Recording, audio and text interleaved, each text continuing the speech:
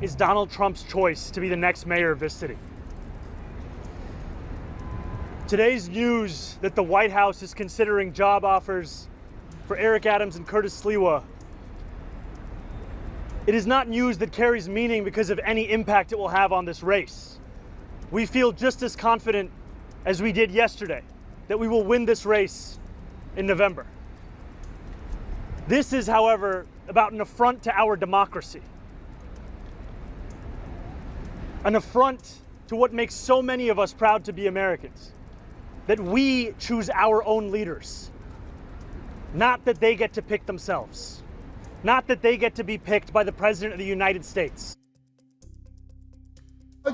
I'm a CEO of 320,000 employees. People saw what I did, how I handled crises. So I've been getting job offers for the last year and a half. Even in the midst of all this crisis, people like my leadership and how I turn around the city. And so to say, would you take a job in administration, or would I take it somewhere else? That's hypothetical. I'm running for office, and I'm going to finish doing that. I got work to do. I got more ribbons to cut before I finish up this term.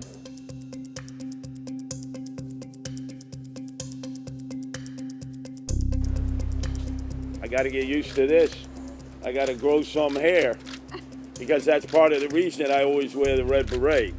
So actually, becoming mayor and saving New York City is more important than wearing this red beret. Far more important than wearing this red beret. Okay, let's go vote.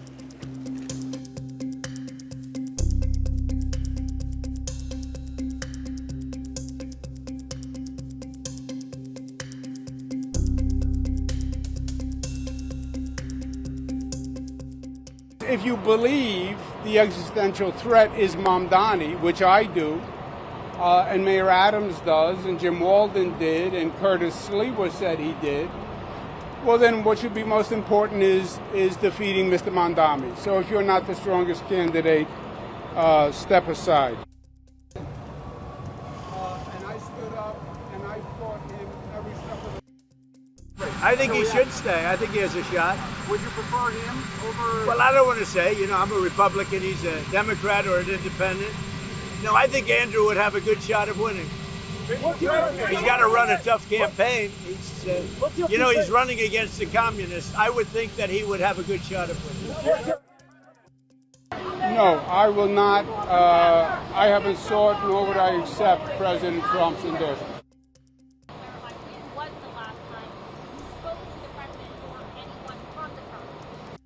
If they did or didn't, my rules was the same from the first day I was elected. I don't talk about private conversations.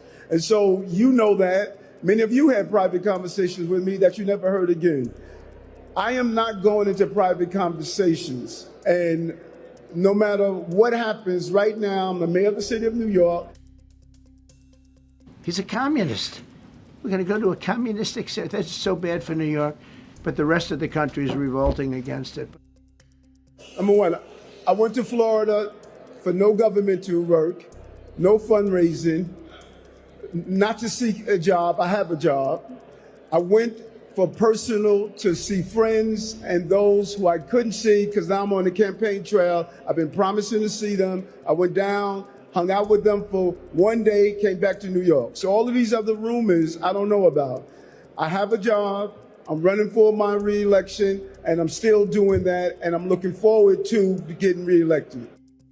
If you believe the existential threat is Mamdani, that's up to Mayor Adams whether or not he wants to run the race or not.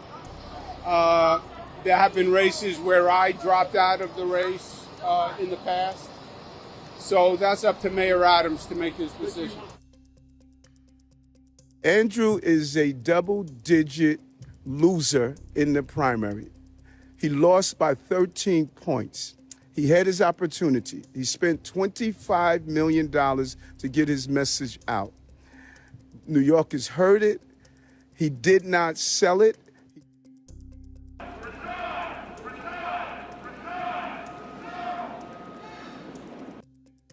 New York City is not a consolation prize merely because he made the determination to step down as governor, and then immediately after the primary, he surrendered again. the resiliency and the grit of a New Yorker to run this complex city, you can't give up during difficult times. When he stepped down, I stepped up. No matter what I went through personally, and no matter what the city went through, I stayed here. I was committed to serve out my time as mayor and deliver for the city. Hard times makes strong people. We have not seen a president of this country seek to fundamentally alter the nature of a race, all with the intent of preventing the Democratic nominee from succeeding. I have no issue facing Andrew Cuomo one-on-one. That's exactly what he wanted for so many months in the primary, and we gave it to him, defeating him by 13 points. My issue is that in this moment of crisis, in this moment where New Yorkers, many of whom are living in fear either of being priced out or being picked up by masked agents in unmarked cars, that the response from so-called leaders would be to work with that administration to subvert the will of the Democrats of this city. In New York, they're trying to elect a communist, Zohran Mamdani, the guy who wants to defund the police, take over the stores and run the stores, and have the people hand out goods. And when everything falls apart, it always does, it always works that way, it never has worked any other way. Anarchy and dictatorships prevail. This guy is a communist at the highest level, and he wants to destroy New York. I love New York, and we're not going to let him do that. Generations of Americans before us did not shed their blood only so that we could surrender our country to Marxist lunatics on the eve of our 250th year. As President of the United States, I'm proclaiming here and now that America is never going to be communist in any way, shape, form, and that includes New York City. They had made a commitment, a public commitment, that they would be offering a fair contract to workers, and instead what they've offered are 50-cent raises.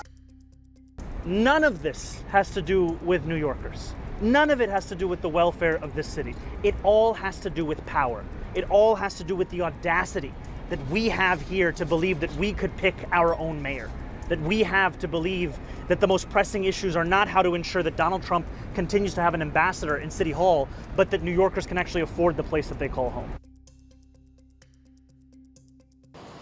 I believe it's in Donald Trump's interest for Mamdani to win, for two reasons. Number one, he would hold him up like a poster child, run around the country and say, this is who the Democrats elected, this socialist, this anarchist, he's against the police, he's against everything you believe. Politically, it would be a boon. It would cost Democrats congressional seats, I believe that. And number two, it would justify his takeover of New York, which is what he really wants to do.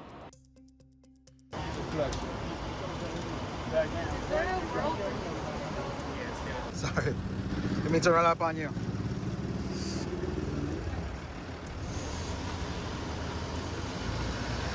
Do you know your car is someone's car? Okay. There's someone in it. That was West.